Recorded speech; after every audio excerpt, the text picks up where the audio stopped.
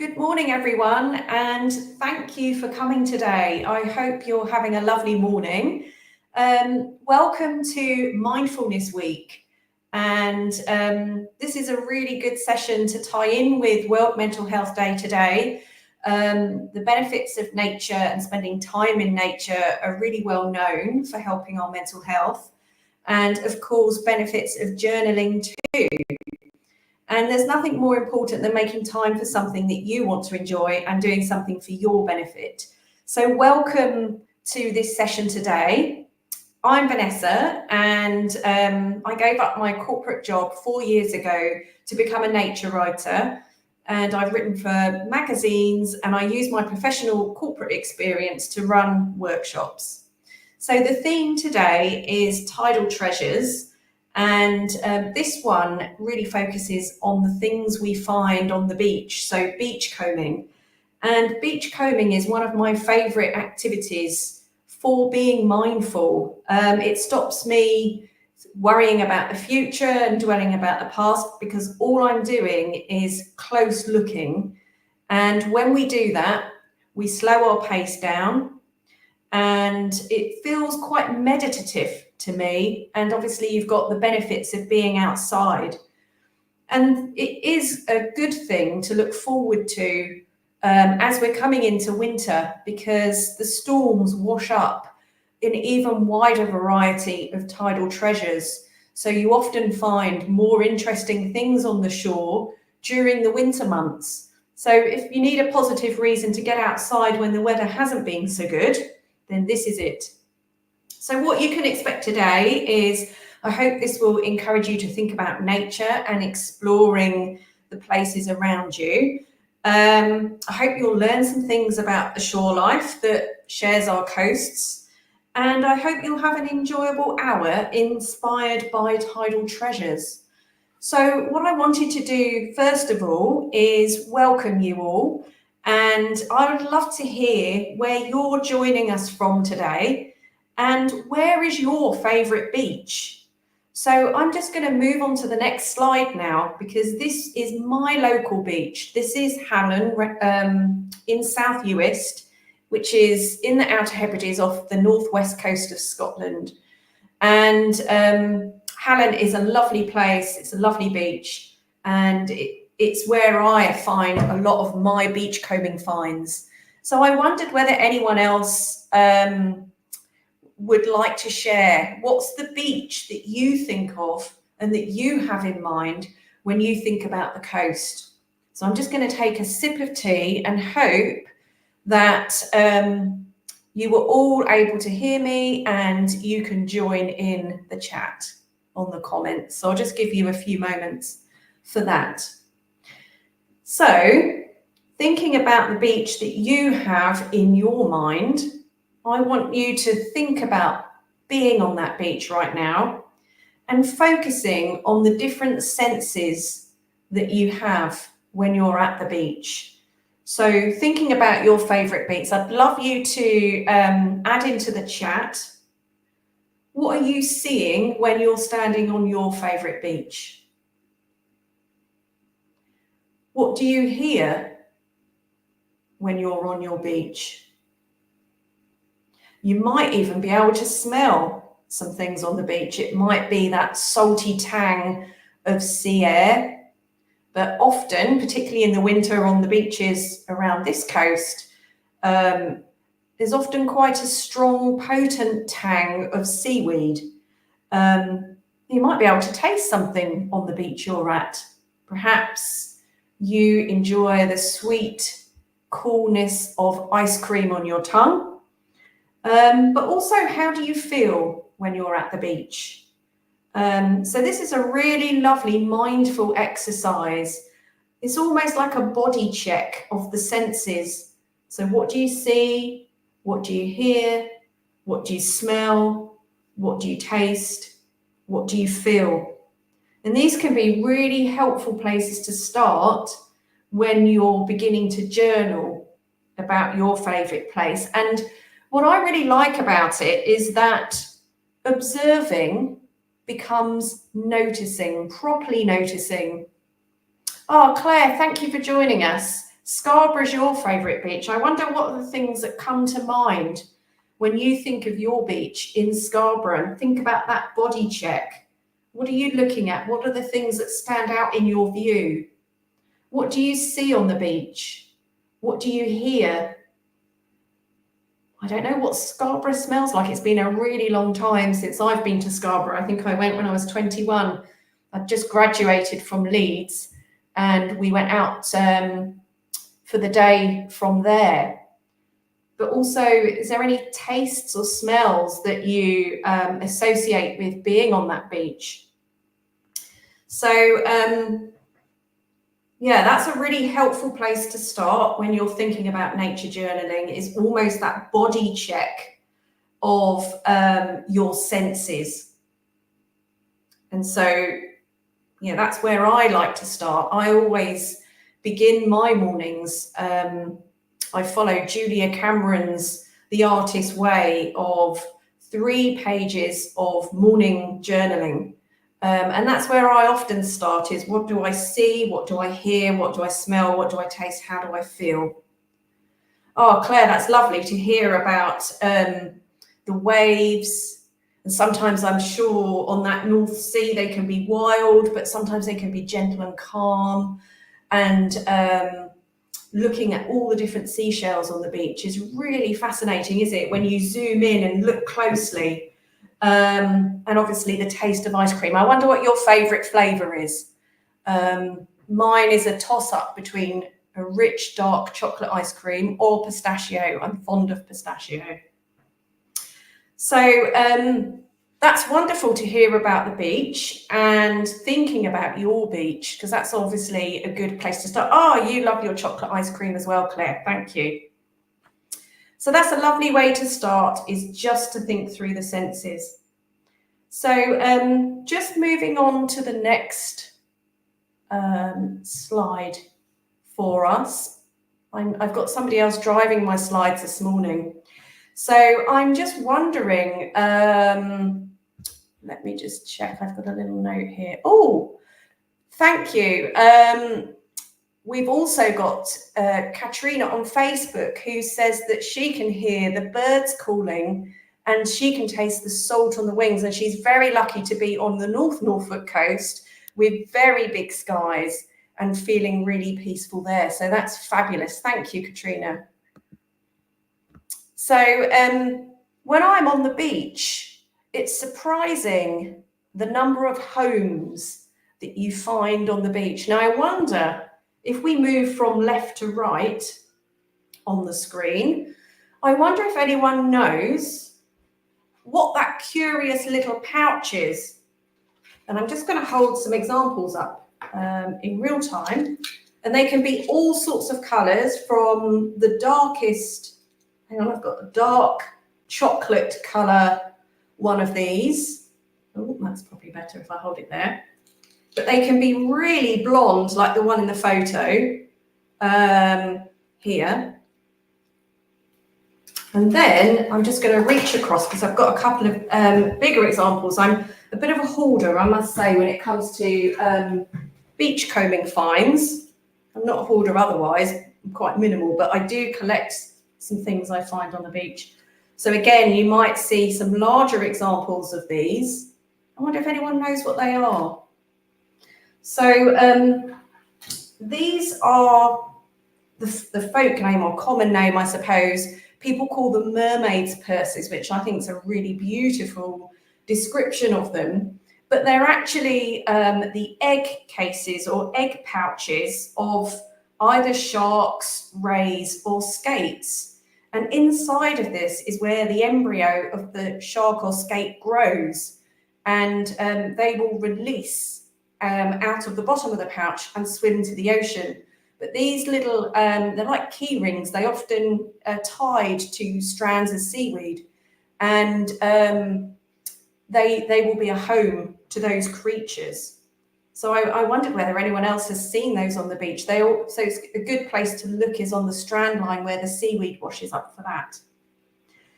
Does anyone know what the shells are in the second one along? Again, I've got, they're really, really tiny.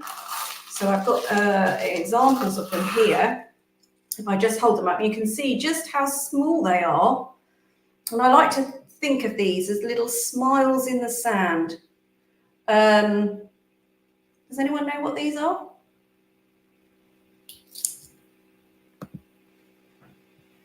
Oh, Julie on Facebook. Oh, yes, love a New Year's Day walk. Oh, yes.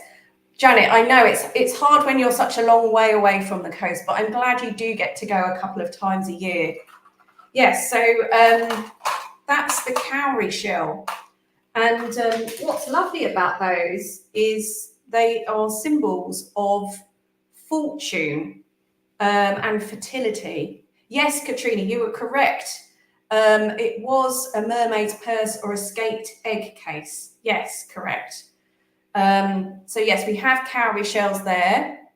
Moving on, in the spring, I was lucky enough to find this particular nest on the shoreline, and this is an example of a hatched egg.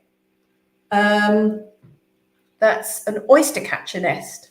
So you've always got to be really careful in the spring because they're so camouflaged. It looks as clear as day there, but they really are camouflaged on the shoreline. So I do recommend in the spring that you're always really careful where you step, because the oyster catchers do like to make their nests either in a cluster of seaweed like that, or even, which is even more camouflaged, among pebbles, and they just look like pebbles. Now I'm wondering, does anyone know what the next thing along looks like? So I've got an example of this here. I wonder if anyone knows what these are. They're very papery and fragile. And I like to think they're a little bit like a wasp's nest in the way their texture is. But it's not obviously a wasp nest because this is washed out up from the sea. And I wonder if anyone knows what these are. So in case you're not familiar with those, and they blow along the shoreline, they often come ashore in the winter. I find them much more frequently in the winter than I do in the summer. And they blow across the sand almost like clouds. And these are the egg cases of dog whelks. And each one of these little cells contains a tiny baby dog whelk.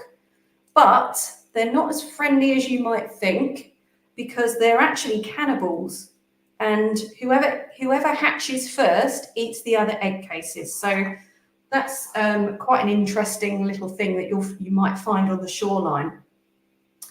And then the final picture there, I've got some very colourful, you probably can't see the colour too well on the screen there, oops.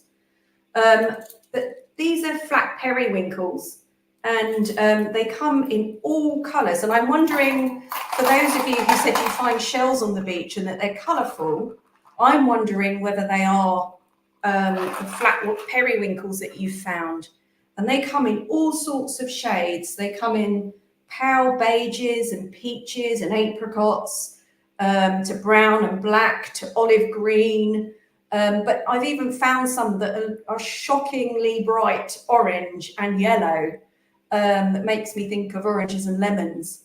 So they come in all sorts of colours, and there's lots of theories as to why that might be. Some people say on sheltered beaches you get lighter colours, on rocky beaches you get darker colours. It could be to do with the food they're eating. It could be the predation and the background that they're on, or it could even be sea temperature. So I thought that would be a really nice thing to think about, of all the homes you might see on the shoreline. And let's see what we've got here. Yes, so chocolate coloured shells as well. Some of those periwinkles are chocolate coloured. So,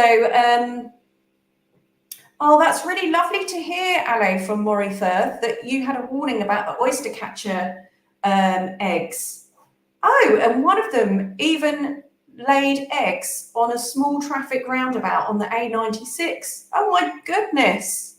I wonder whether you saw the chicks when they hatched. What a precarious place to nest. But that's really interesting. Oyster catchers have become very versatile in their nesting places, as you quite rightly point out. And I've also heard in Aberdeen that some have nested on the roofs of buildings because that keeps them safe from the ground predators like foxes.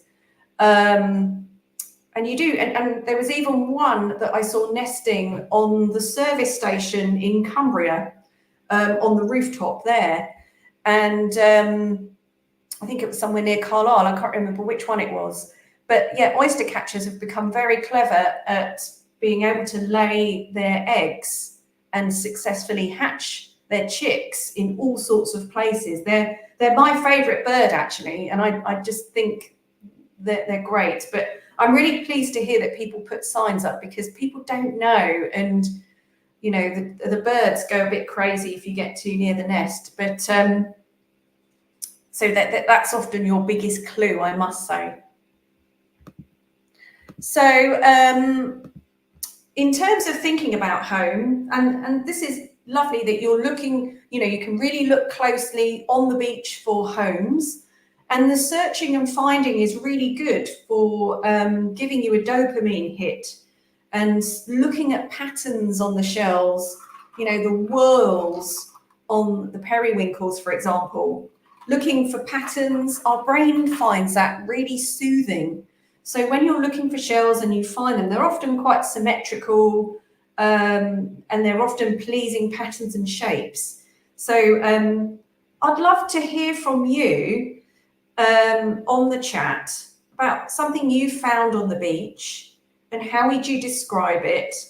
And think about the small details of that little home that you found. Perhaps it's a shell, perhaps it's a mermaid's purse. I wondered whether there's anything about your find, noticing those details, the colour, the shape, that make that particular home that a creature has got on the beach unique. So I'd just love to hear from you. Just a second. I'm going to take a swig of tea while you put something in the chat.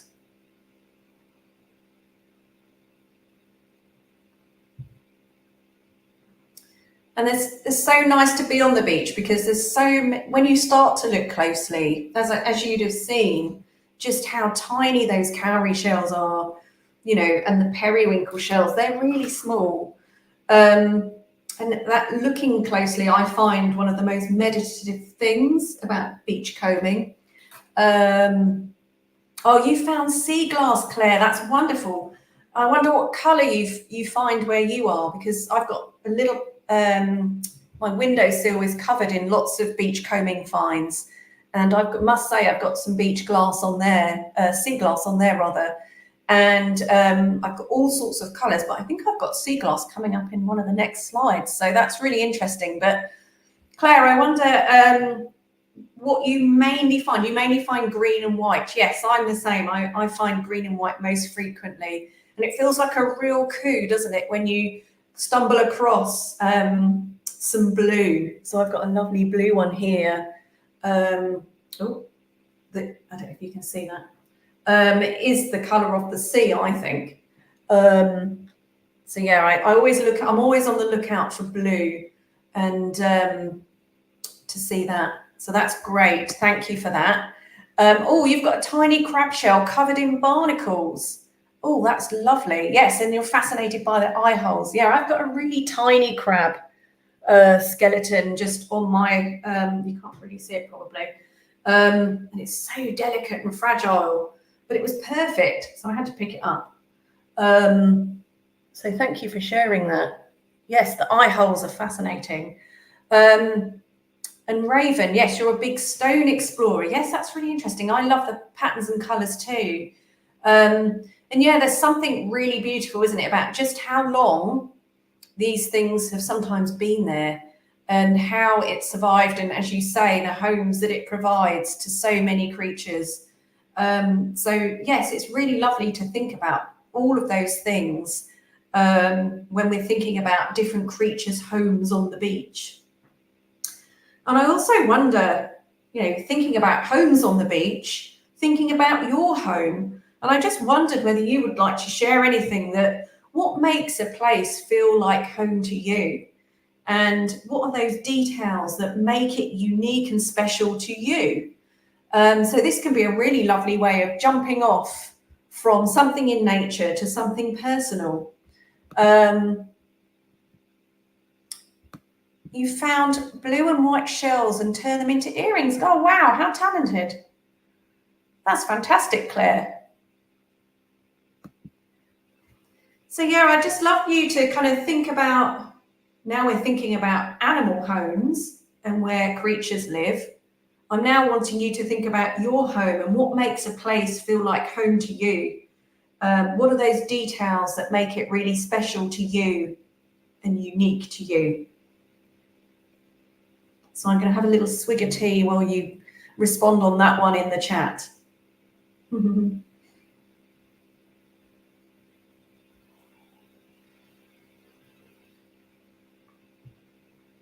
It's lovely to hear about the different, obviously I'm really familiar with the coastline here, but I'm not so familiar with the coastlines around the UK elsewhere. So it's really interesting to hear a little bit about the things you find on your beaches.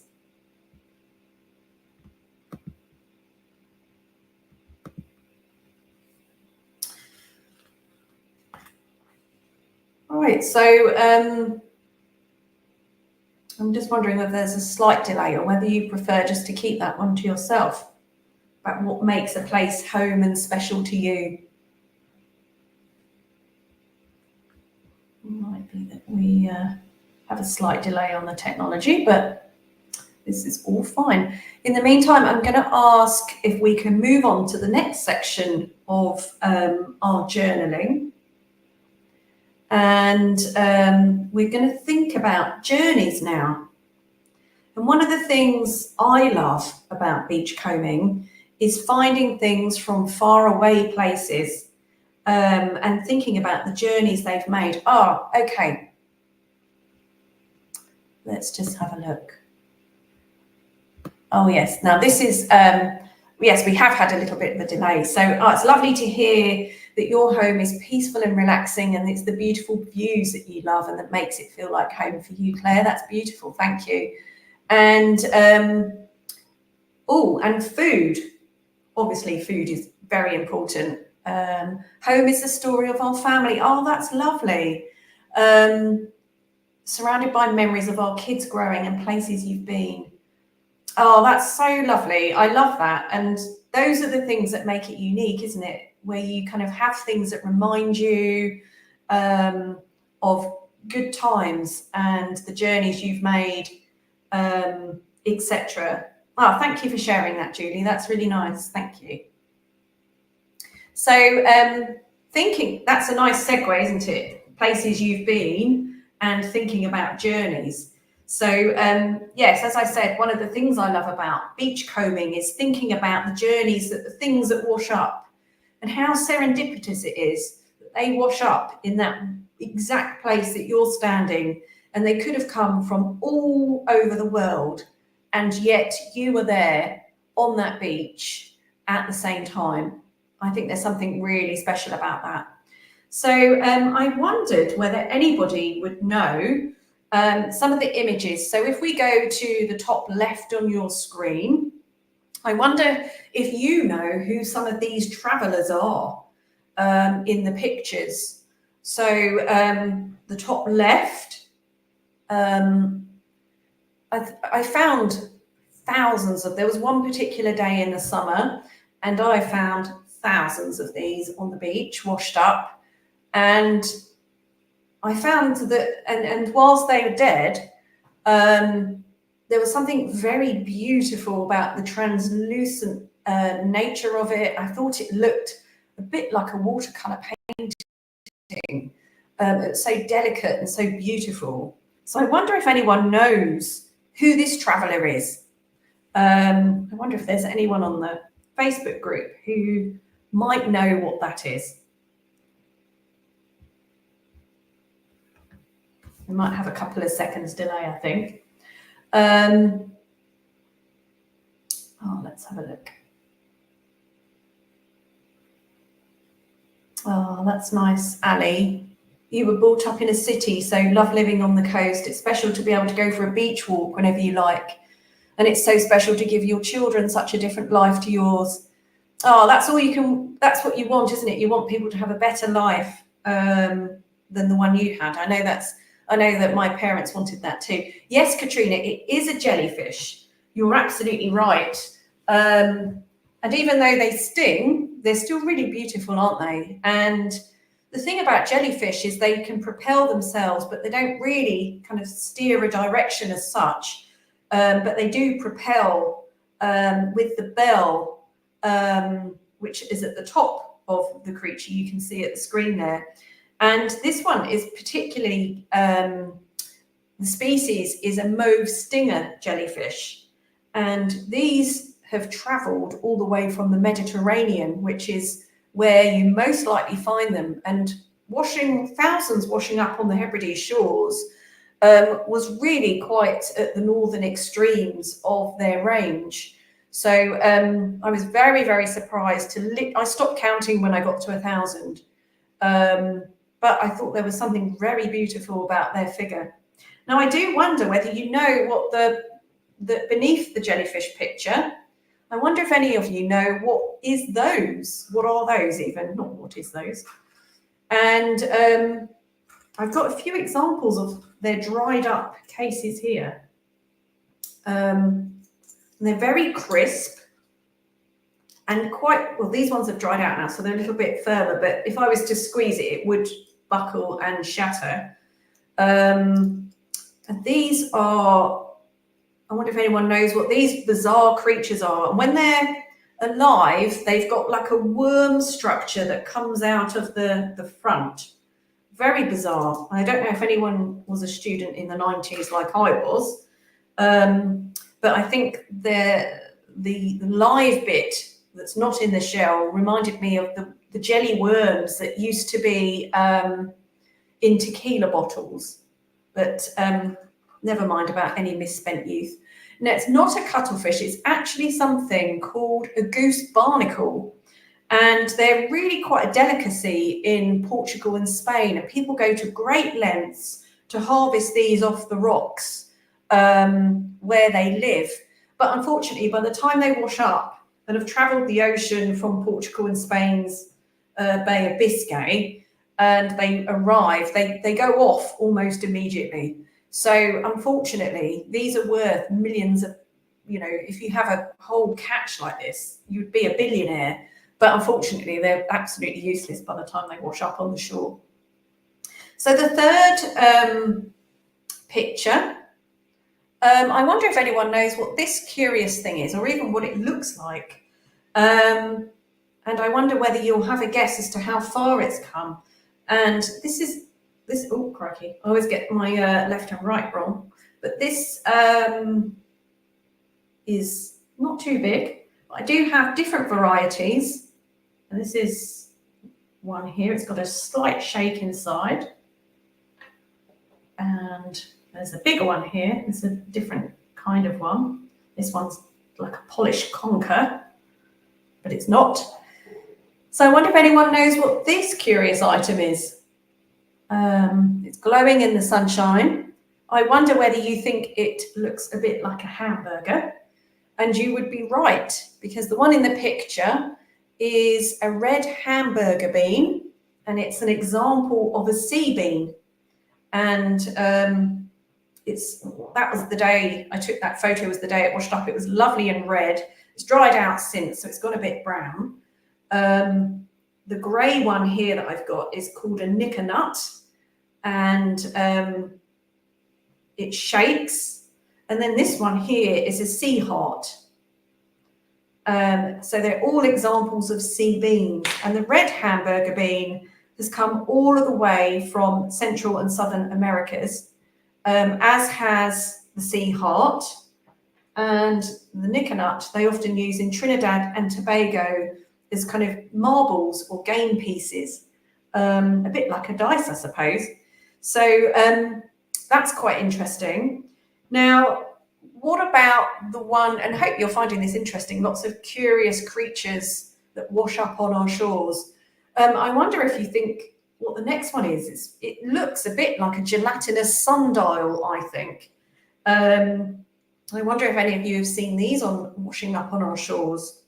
And I have a dried out version. It's desiccated and it's lost all of its colour. And this one is tiny. And they don't typically last too well. So I'm kind of grateful that this one has actually stayed intact. But as you can see, they're on my windowsill just behind me, just behind my laptop. And this is what is known as a by-the-wind sailor. And the sails, they're either northwest to southeast, or they're northeast to southwest. So they're just born one way or the other, and they rely on the winds and the ocean currents to steer them across the ocean.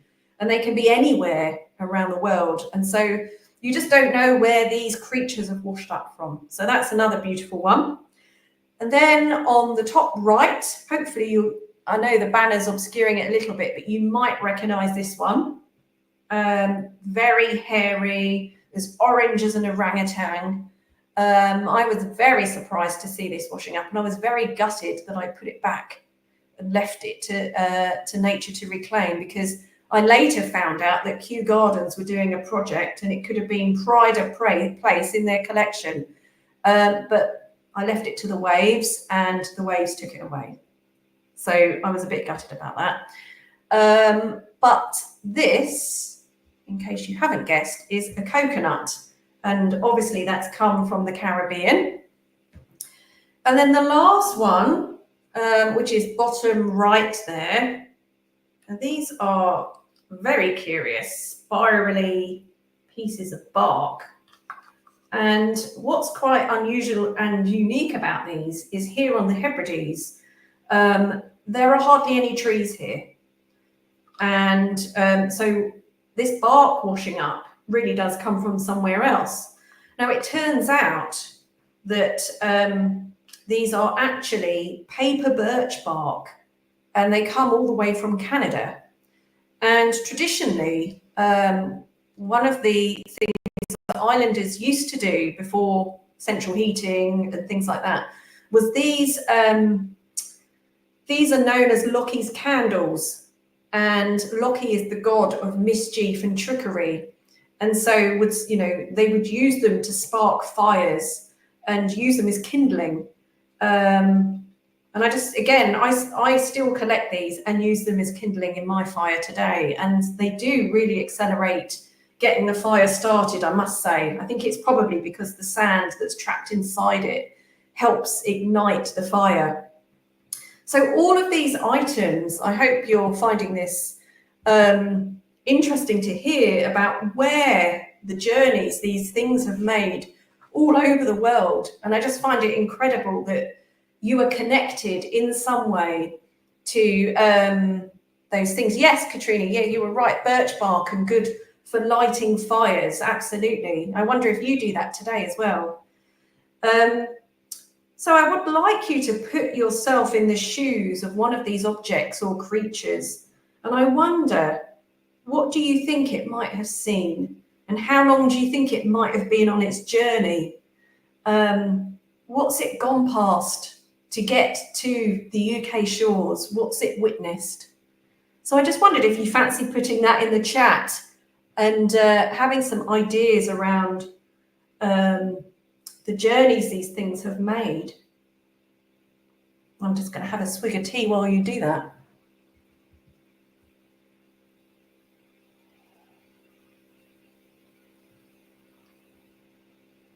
Yeah, so I find it very fascinating and exciting, actually. It gives me a big boost when I find something that has come from somewhere else. And I always spend a little bit of time, if I don't know what it is, whether it's natural or man-made, trying to find a little bit about it.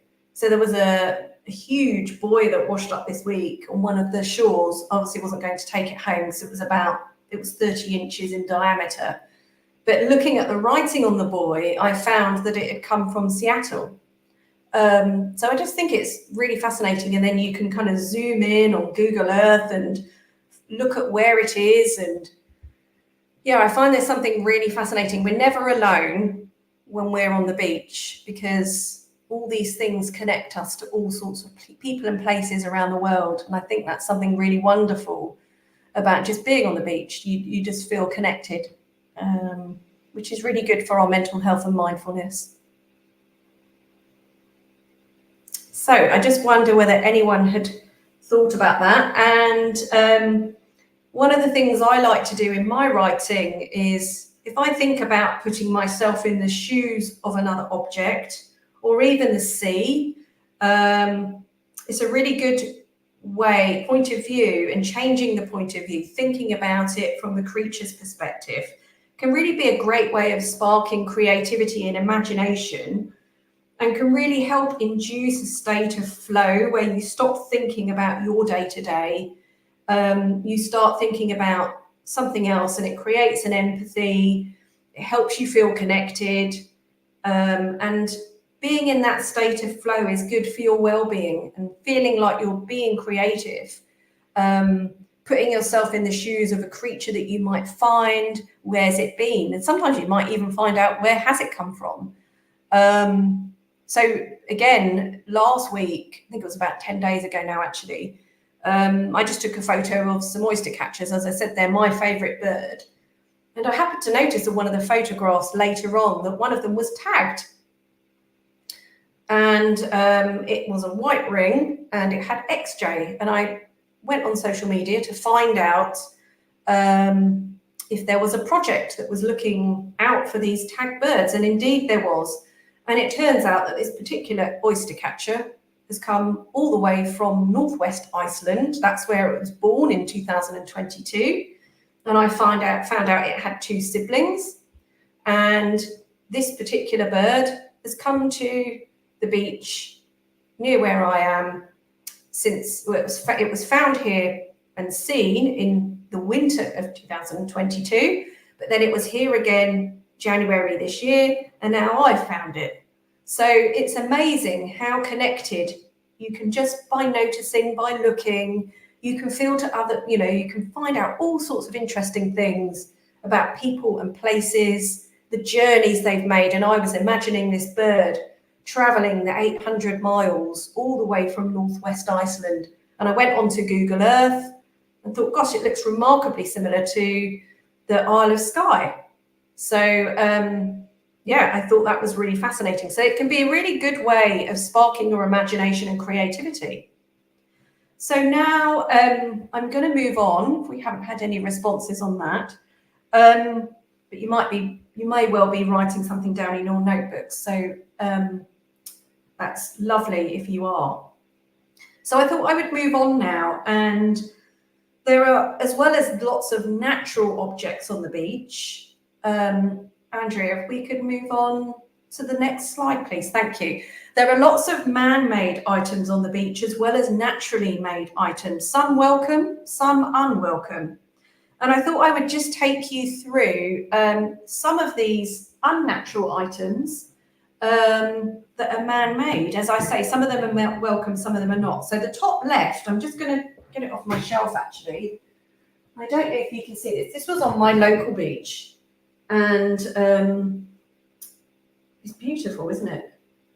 And it's dark green, bottle glass green, and it's quite heavy. It's like a bowling ball size, and it's got, you can't see this, and actually I haven't dusted it for a while, but on here is a star, and you won't be able to see this. It's British, and this is an antique, and it's a vintage sea float, and these were made around somewhere between 50 and 100 years ago, and I found it last year on the beach. And again, it's incredible just how long things stay out there, and who knows how long it was sitting there. It was just, as you can see, just in some pebbles, caught up. It could have washed up that day. It could have been sitting there for years, and it was just this small hidden patch of beach. Who knows how long it was there? But it's really interesting to think, wow, this is at least 50 years old. It could even be up to 100 years old.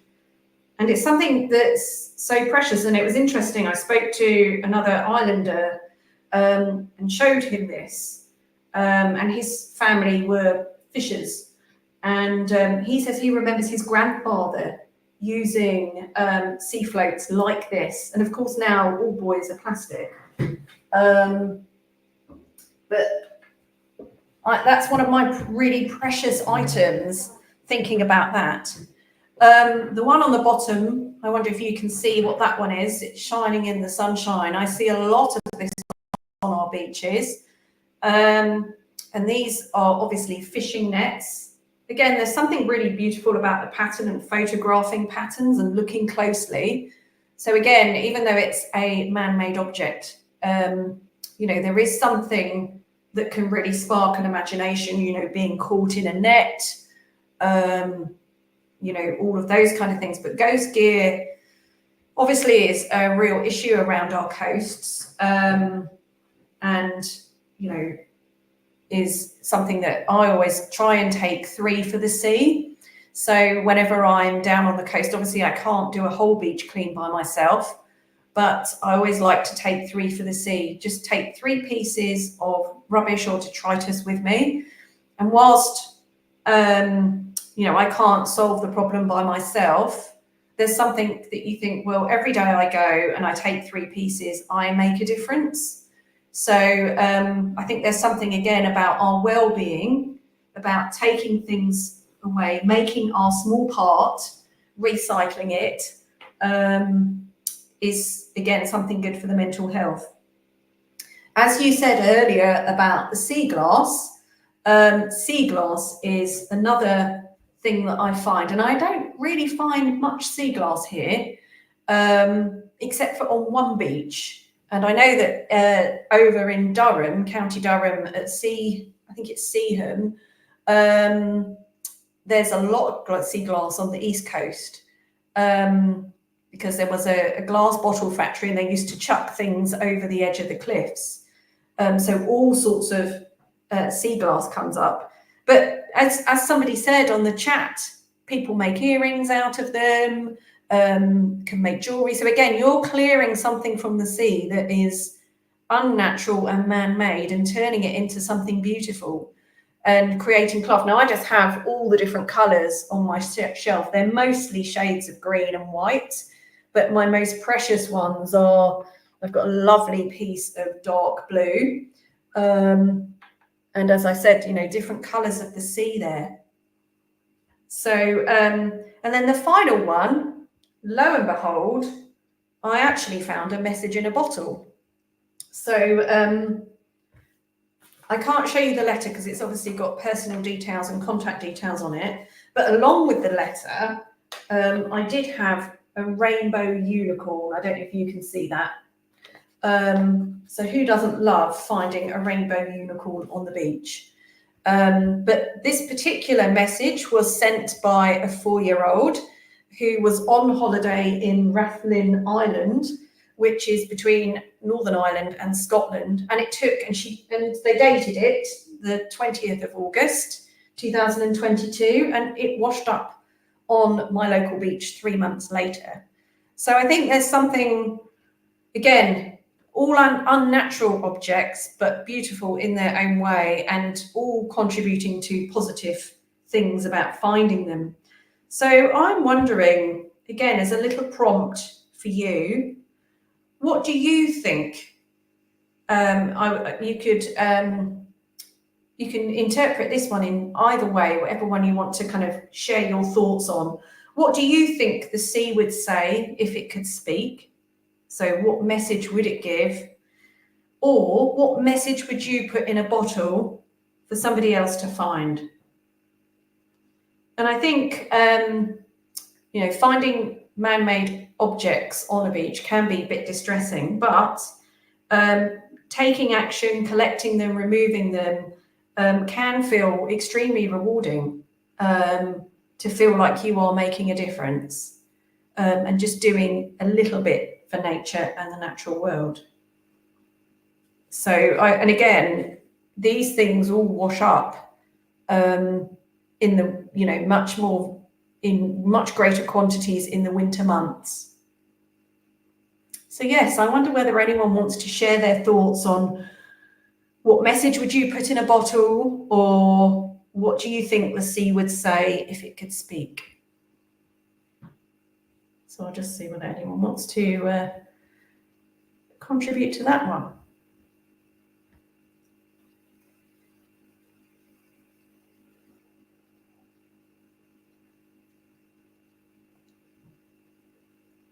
It's an interesting thought, isn't it?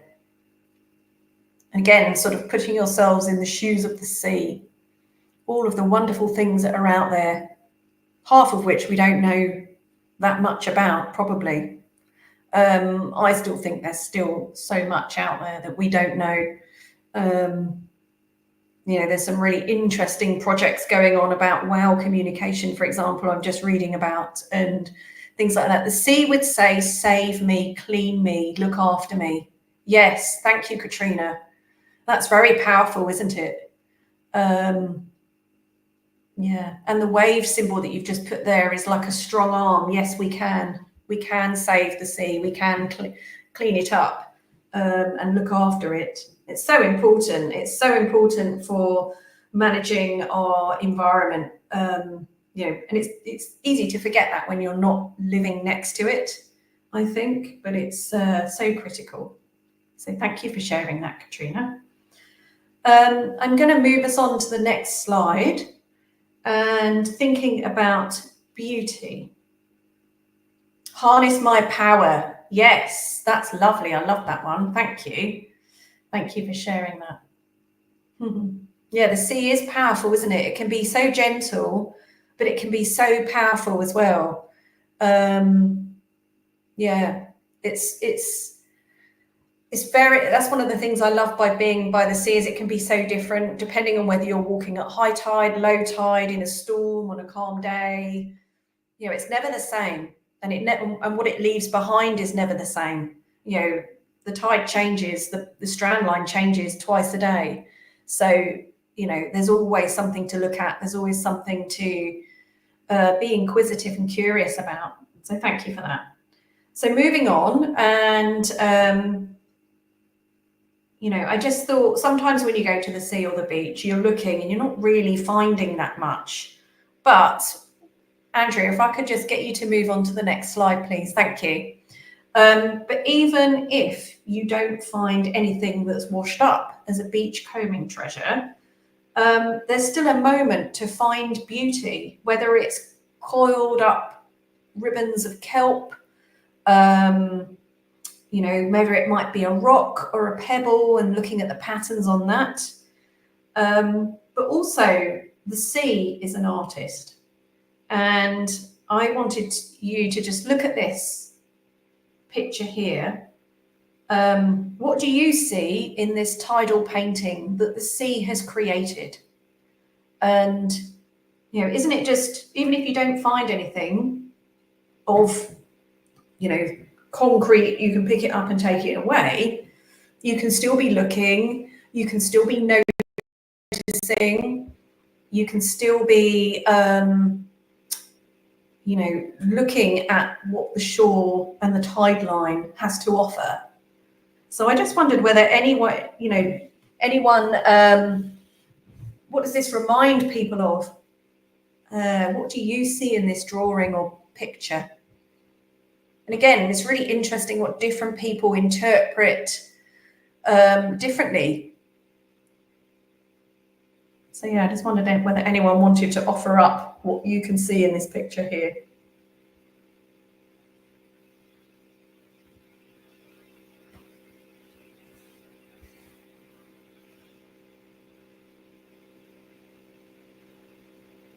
And if anyone's going to put anything in the comments as to what you might see.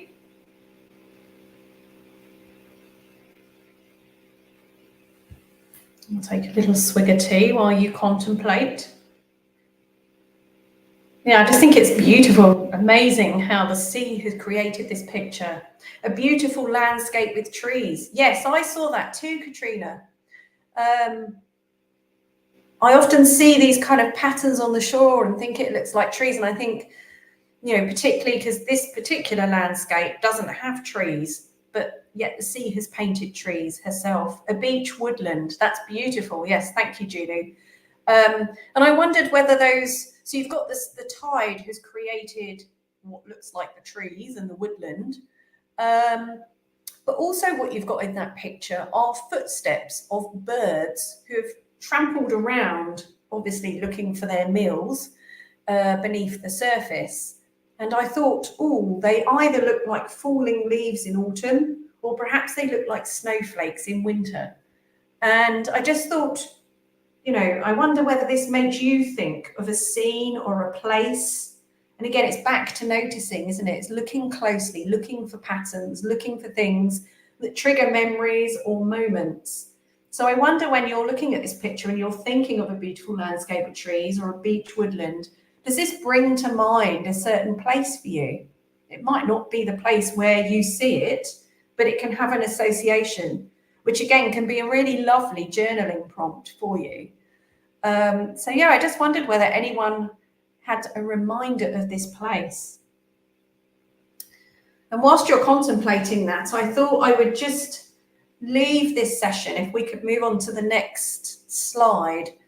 If you like beachcombing and you like learning about tidal treasures, I thought I would share some reads with you. I'm sorry that hasn't quite formatted properly, but depending on where you are around the coast, Jean's book Strands is all about the Merseyside coast, and she is going to go from the coast on Merseyside into the city. So she takes a year of going to the beach and finding things there.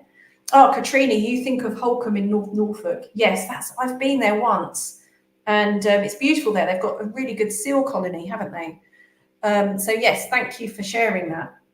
And then if you want to go north, there's Sally Hubbard's Sea Bean, and that's set in Shetland largely. And then you go to the southwest, which is Adrift, and this is all about the Lego spill on I think the ship was called Tokyo, which capsized in 1997, and it spilled containers of Lego into the water, and they're still finding these, and ironically, sea-themed Lego pieces washing up today. So that's all about the different Lego pieces that you can find on the Cornish shores. And I think I read somewhere that the furthest they found one of these was on a Melbourne beach in Australia. And then if you're in the city, don't forget that tidal treasure doesn't have to always be by the coast. You've got Lara's book, which is about mudlarking on the Thames, and she journeys from, well, as much as the source that she can and works her way out towards the sea. And again, it's a really fascinating social history of London, as well as all of the fascinating things that she finds on those shores. And then this one is on my to-be-read list, which is Sea Glass. And this is Catherine Tan's book. And I know that she's living in Durham. And as I said, there's a lot of sea glass that washes up in Durham.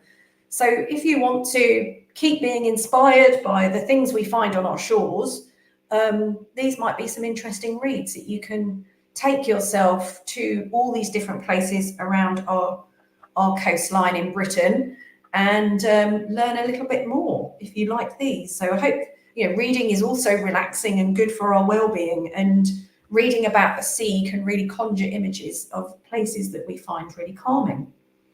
So my last slide is just to say thank you. I hope you've enjoyed today, and I hope it inspires you to get out to our shorelines in the winter months when it might not be quite as enticing, but the thought of beachcombing finds washing up after storms might be a trigger to get you outside, whether it's just being outside and appreciating the beauty of our coastline. It could be that beachcombing itself forces you to slow your pace, to slow down, to notice, to be mindful, and is a really good activity. And it's a positive reminder at this time of year that there's always treasure after a storm. So I wanted to thank you all for coming. If there's any questions, please let me know in the chat. I will check the Facebook page a bit later on as well.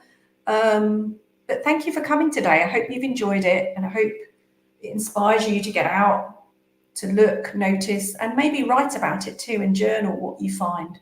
So thank you very much. I'll see you again soon, I hope. Bye-bye.